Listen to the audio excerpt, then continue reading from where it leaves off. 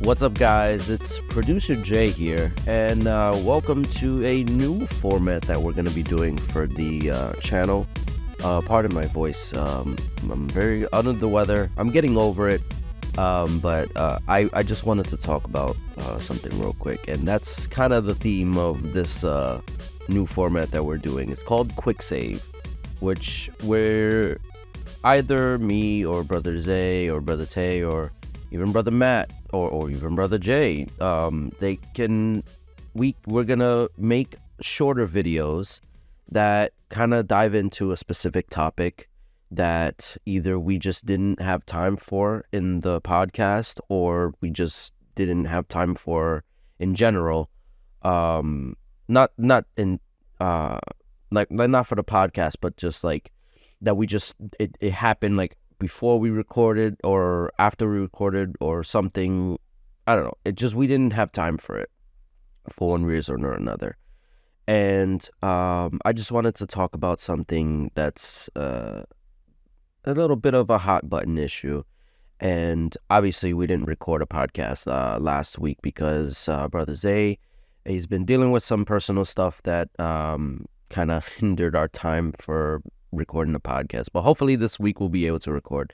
But in the meantime, I wanted to talk about something that I did want to give my thoughts on, because it's become an issue that's starting to ramp up in terms of like what people are noticing. And if you read the title, you'll know. So obviously the Game Awards are coming. Last week they announced the nominees for all the categories and stuff like that. And I kind of want to just dive into it a little bit. Basically, I have an issue with the Game Awards. Now, normally I don't really pay much attention to it. It's an award show. They try to market themselves as the Oscars of video games. But the difference is the Oscars, when they're voting, it's not by the public and it's not by critics. It's by the industry. The industry votes on who wins an Oscar and what movies win the Oscar. So, the Game Awards is actually more like the critics. I think it's like the Critics Awards or something like that. I don't remember, but there's an awards show specifically for the critics of movies, like the Rotten Tomatoes, the IMDb's, and all that stuff. Yeah, so they have their own thing, and that's what the Game Awards is mainly like. It's like that, but it's not as fancy. And the Game Awards actually has like a platform. They stream, they have shows, they have a live show, and they show trailers, all this and that. So honestly, it's more of a marketing ploy than anything. But yeah, so they announced the nominees, and okay, so let me I should probably look up the nominees just so I can, I kind of off the top of my head I know. Okay, I'm actually gonna switch to my screen in a little bit. So the categories are very interesting. Like, they're kind of basic, like a Game of the Year, Best Game Direction, Best Narrative. Actually, you know what? Let me switch to it right now. So yeah. So yeah, they got Game of the Year, Best Direction, Best Narrative, all this and that. They got good basic categories. However, there's some categories that kind of don't make sense. So let's see,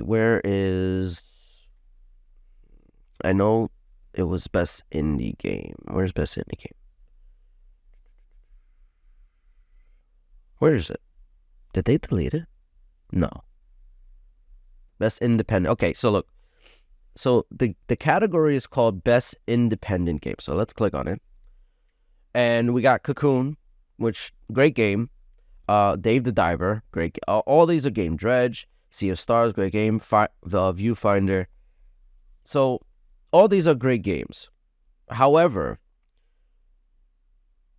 Dave the Diver is technically not even technically, it is not an indie game. It is owned by a Korean company, I believe, a Korean publisher, but I think it's called Nexon. Nexon, I think it's called. Yeah, so they have a publisher, and they own Dave the Diver. So this led to a little bit of issue of people kind of interpreting what they mean by independent game. Now, what actually I didn't know this because I thought the category was called an indie game, but no, they say independent, so they literally mean independent. And Dave the Diver is not an independent studio; they are owned by a publisher. So that in itself kind of lends to the idea that a lot of these categories are not they're not well thought out. Because a lot of people were saying that, oh, indie means like it's a style, it's a genre, like a lower quality game and stuff like that. But the idea of that, though, is that technically anybody can make an indie game. And if Naughty Dog decided to make a lower budget, smaller title, would that be an indie game to you? I don't think so. Pentiment, that came out, I think it was last year, by Obsidian. It looks like an indie game. It's a smaller game. I think it was only made by a team of like 10 people or something like that. Something small like that. Is that an indie game? Because that's owned by Microsoft and Xbox. So would that be considered an indie game? So the idea of the independent category is kind of like it throws a little bit out the window. And an interesting thing, though, an actual indie game that released this year that was very highly rated, Baldur's Gate 3, that's an indie game. It's made by Larian, published by Larian. So why is it that in this category? Because they thought, oh, like it doesn't count because it's too big. Like the criteria needs to be adjusted, because if this is for smaller games, then maybe you should call it best small game. Like, or maybe that's too insulting. I don't know. But I feel like if you're going to call it independent, it needs to be independent. And I feel like if Baldur's Gate 3 was in this, they would have won, because obviously that's a huge game. And speaking of Baldur's Gate 3, let's go talk about, so I mean, there was also another interesting I don't want to call it like a controversy, but like, so yeah, they got the best esports coach, and this guy, Remy XTQZZZ Quanium. I'm sorry if I mispronounced the name, but he went on Twitter and he said that he hasn't even been an esports coach this year at all. So why is he nominated? So I don't know. It feels like they didn't really put thought into these categories, and I could go through the list, and I'm pretty sure there's some that also have the thing. Those are just the ones I know about off the top of my head. So let's go to the Game of the Year stuff. All right, so we got Alan Wake 2, Baldur's Gate 3, Marvel's Spider-Man 2, Resident Evil 4, Super Mario Bros. Wonder, and The Legend of Zelda: Tears of the Kingdom.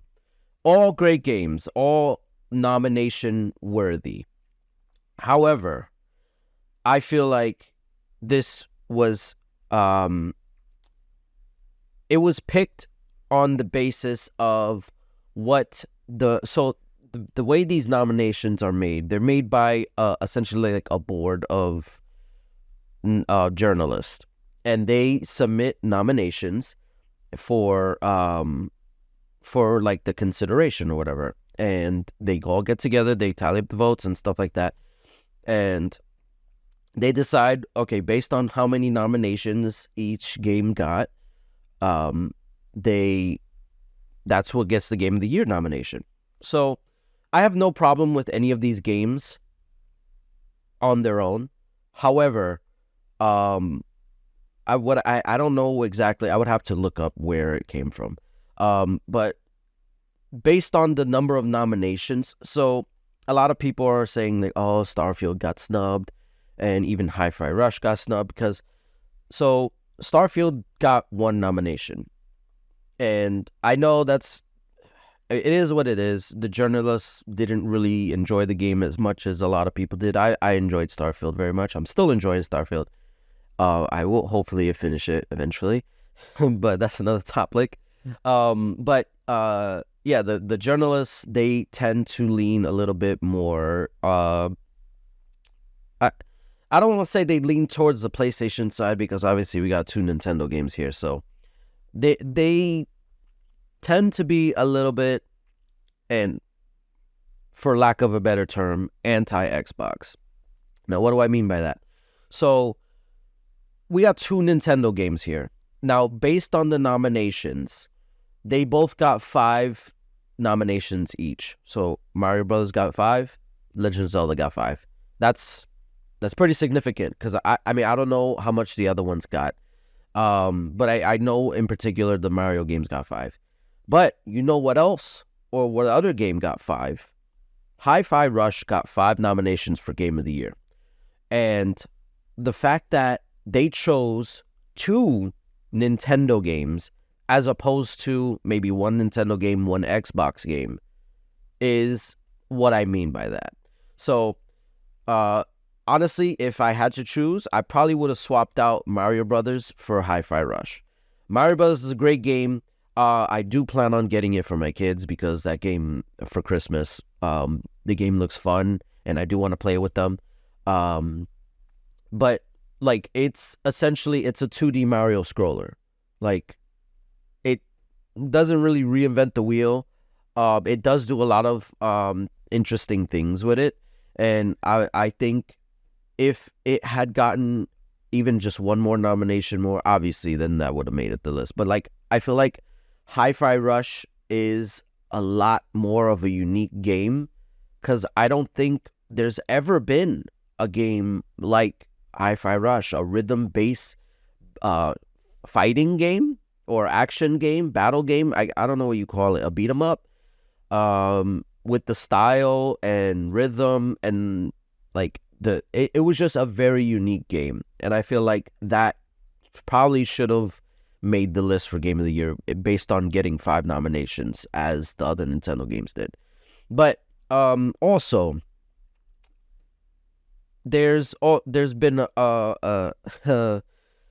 when I'm talking about like anti-Xbox, there's been a term that's been, I mean, it's been used for a while, but it's kind of resurfaced in the last couple weeks. The Xbox tax. So a lot of people tend to think that there is a purposeful bias against the Xbox, whether it be because they just don't like it or they just have bad feelings about it, about the platform based on, you know, the whole Xbox One launch and everything like that. So I guess I want to clarify what the Xbox tax means to me, because it means a lot to different people. It means different things to different people.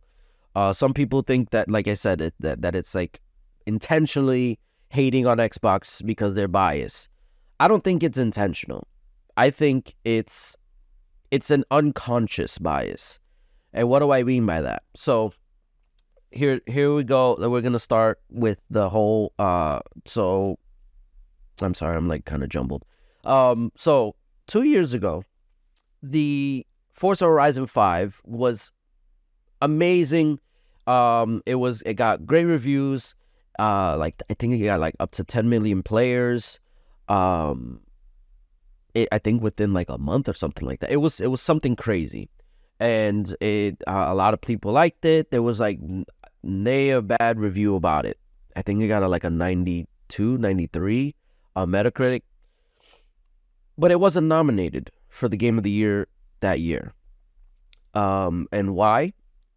So initially there was kind of like a controversy because there was talk. I think it was Jeff Grubb who said it, that basically they missed the cutoff date. So if you look at the quote here, Forza Horizon 5's early access period didn't begin until November 5th. And apparently the cutoff date, they said they missed it. But, so I'll just read the quote. Jeff Keighley has stated on Twitter that Forza Horizon 5 was indeed eligible for this year's awards, with the cutoff date being set for November 19th. However, the game journalists were told that they had to submit their picks by November 4th. And Forza Horizon 5's early access period began on November 5th. So that right there kind of is what I'm talking about. That like they said that the cutoff date was real. They said that there was the 19th, but then they announced it. I think it was on like the 13th or something like that. But then the submissions had to be put in by the 4th. So how were they supposed to nominate Forza Horizon 5 if they missed the cutoff date, right? Whatever. It's fine. If it was indeed that they missed the cutoff date by November 4th, fine. However, if you take a look here, the very next year, the very next year, God of War Ragnarok releases. So the early access came out November 5th, and the game officially came out November 9th. The very next year, God of War Ragnarok came out. The very same day as Forza Horizon 5. So why was this able to be nominated? It's literally a difference of a few days. I thought the cutoff was November 4th. So why was this nominated? Don't know.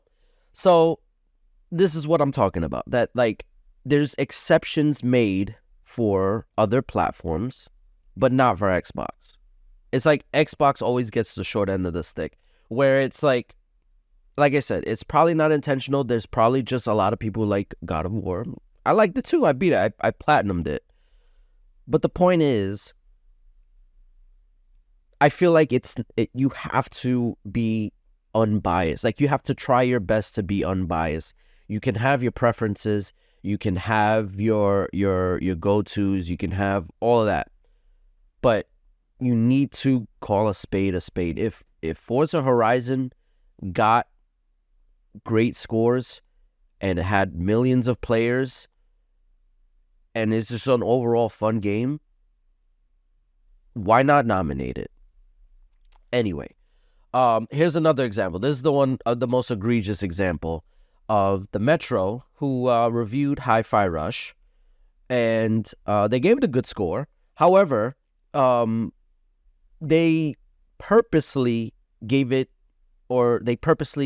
give it a higher score because, apparently, quote, the wasteland that has been the Xbox release schedules for the last few years limits the accolades we can give the game.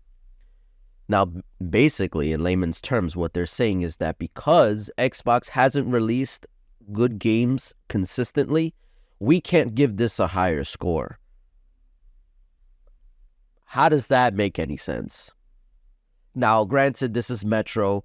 A lot of people call out Metro a lot for their BS, and they are very much a tabloid trying to get clicks, and they know this gets clicks, and I'll get to that in a little bit more. But so like I said, but people, they know Metro. They say, oh, that's just Metro being Metro. However, there are other examples. So here we go. We got Quantum Break, an article by Polygon that was released a few days ago. So when, obviously, Alan Wake 2 is a hit. People really like Alan Wake 2. Now, this led to Polygon releasing this article about Quantum Break. It says, everyone slept on Quantum Break, but you don't have to. Basically mean like you can play it now because it's a great game. But if you look at this quote, this is what they started off with. When Quantum Break released, Remedy wasn't the story. The Xbox One was. Microsoft positioned every new exclusive as a potential system seller that would rival Sony's first-party stable, and most critics evaluated it on that basis. So basically, this is an admission from Polygon, and I'm sure other journalists or other critics, they based Quantum Break, and they reviewed Quantum Break based on Microsoft's position in the market at the time.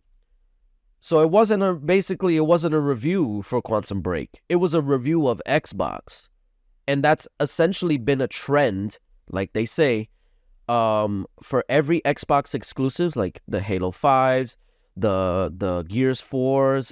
I mean, around that time, I'm pretty sure Sunset Overdrive. All those games were not reviewed based on the merits of the game itself. It was reviewed based on the ecosystem, which was Xbox, which wasn't doing so good at the time. So every game that came out, they viewed it as a review of Xbox. Is Xbox at the place where they need to be, or where they want them to be? No, because this is just one game. So they reviewed it as such. And granted, they didn't give it terrible reviews, but like with the Hi-Fi Rush review, they gave it a lower score based on the system or the platform's inability to give a quality game like that would rival Sony's first-party games. And this is what I'm talking about. So this is the Xbox tax.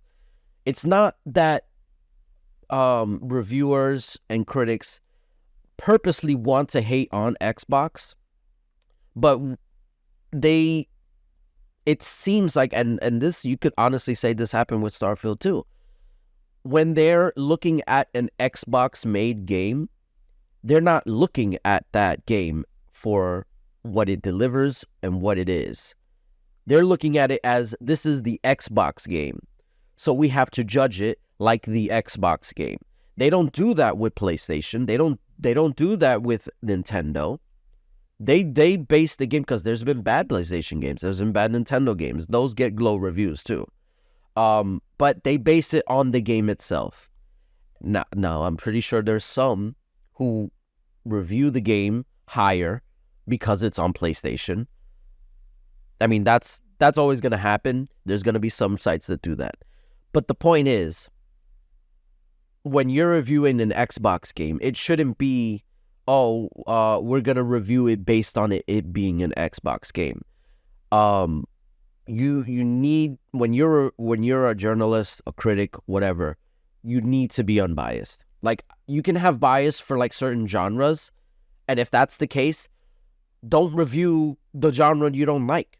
Like, if I don't like horror games, I'm not going to review a horror game. That doesn't make any sense. And I feel like a lot of times, especially IGN, they will have people review, and I've seen it, because I've listened to like podcasts. I listen to Podcasts Unlocked sometimes, and they will have people who don't like first-person shooters review Call of Duty. Now, granted, you need to have a different perspective. It's good to have different perspectives. But if that's the case, then you need to have multiple people doing reviews, because that would make it at least a little bit more palpable for the review that you give it, because now you'll have different views, and then you just blend them together and get like an average. Okay, here's the pros, here's the cons, and what do each person think, and what is the score they give it, and what do they agree on? Because I feel like if you're gonna give somebody who doesn't like the genre or doesn't like the franchise the review, then they're gonna be more negative about it. And I honestly think that happens with Xbox too. People don't like Xbox; they prefer PlayStation. So when they're reviewing an Xbox game, they're not into it. They don't like Xbox. They don't like the controller. Sorry. Or whatever the case may be. It'll be, because I'm pretty sure I'm done with the articles.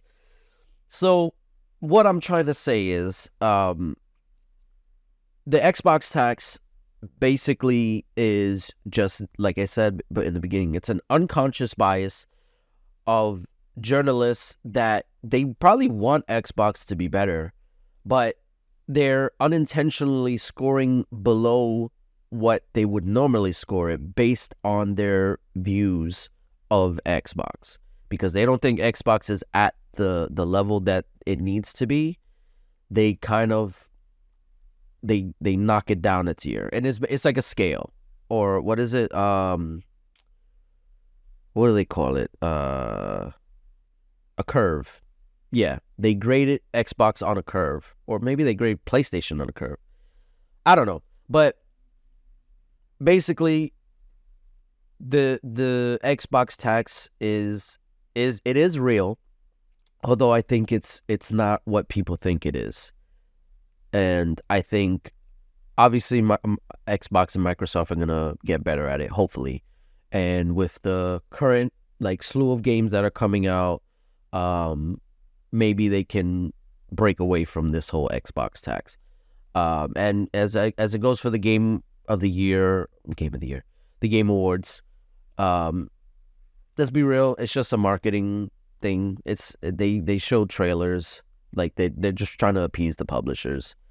It's not meant to be serious. Like, if honestly, the people in the industry care more about the DICE Awards, because that's actually from the industry. That's awards given from the industry to games that deserve it. It's not voted on by the public. It's not voted on by journalists and critics.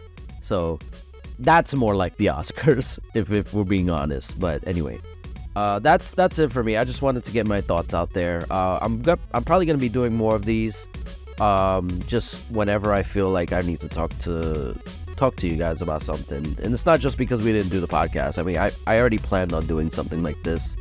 I was gonna do a different video, but then this came out and I wanted to talk about it. But maybe I'll do that one later on this week, but we'll see. That's it for me. Like, comment, and subscribe. Follow us on our socials. And yeah, we'll see you later. Peace.